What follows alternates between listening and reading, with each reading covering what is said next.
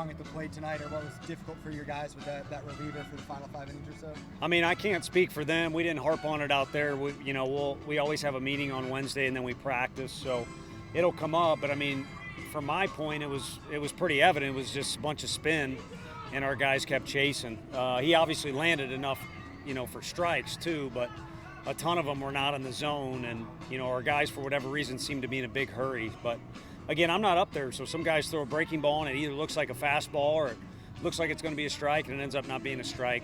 Can't speak for them, but it certainly was a repetitive mistake. It appeared to be guys being in a rush and then obviously chasing down in the dirt. Jarrell thought it was all approach and nothing to do with the bats. Would you agree with that? Yeah, I think so. I mean, I think what you're going to get out of the bats is you're going to get, someone's not going to pop a cheap one, or, you maybe get a few more slower hit ground balls, but it's going to downscale the score of the game. So to me, maybe you could make the argument if there's aluminum in your hands, you lose 6-5 instead of what it was. But yeah, the approach was not very good. And overall, there was just decisions starting from me, scattered throughout the game. Players and coaches, probably would like to go back and redo it, but you don't get to do that. Do you think this venue with this many fans maybe played into guys being rushed?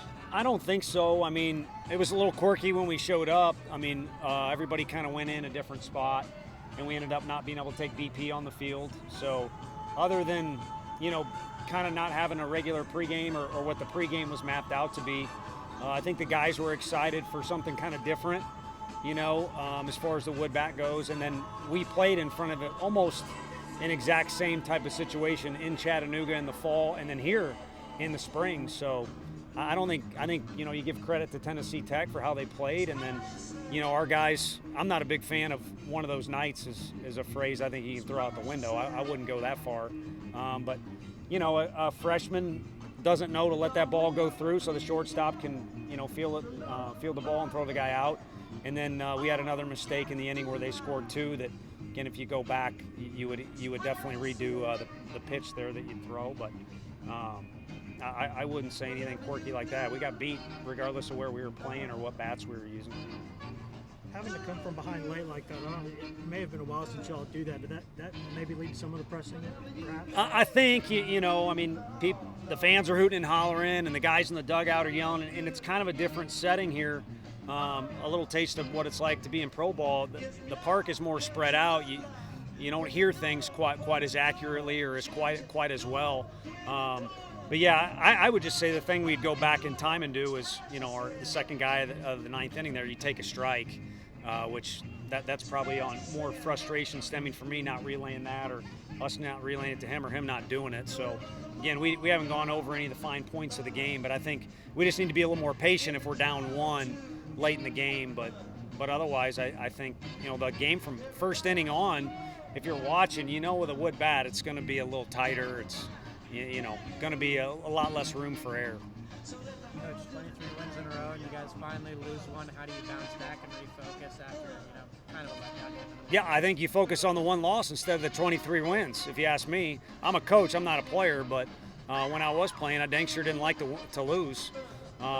So if this doesn't wake you up out of bed tomorrow morning, probably not with a good feeling or a good taste, but wake you up wanting to play some baseball, then I don't know what will. It's overused, but Coach Heupel's group loses a game, they got to sleep on that thing for a week. Obviously, you get back to preparation, but we've got a game right around the corner against a really good SEC team that's, I don't know how they did tonight, but they're obviously hitting their stride. Couple more. Keep those hitting, approach, all that stuff, how do you keep it as kind of the aberration, not the norm, moving forward? I think with anything, you don't want to repeat mistakes, and so that's what I think I talked about with John yesterday on the radio was, if you're trying to determine when you peak as a player or as a team, that's not really going to work out because the results, I don't know what our best score was early in the year, maybe against Iona. I think we scored 29 or 30.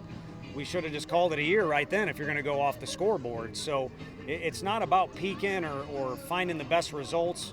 It's about finding things that you need to improve upon and make adjustments so you don't repeat mistakes. And there's going to be some mistakes that are repeated, but the ones you have control over with your effort and making subtle adjustments, they got to stop as you get deeper into the year. And then if you get into May and June, you got a whole Rolodex of things that you know you're good at, and then things you improved at or kind of corrected, and now you're a really dangerous team at the right time of year. One more. Tony, it's a bit of a cliche, but sometimes some people say that when you lose, it's a little bit sharper, a little bit easier to learn from a mistake, or you focus on it more. I mean, are you a believer in that? I would, we got a 30-minute bus trip back, and not 1 minute will I be thinking I'm glad we lost. So I can start with that.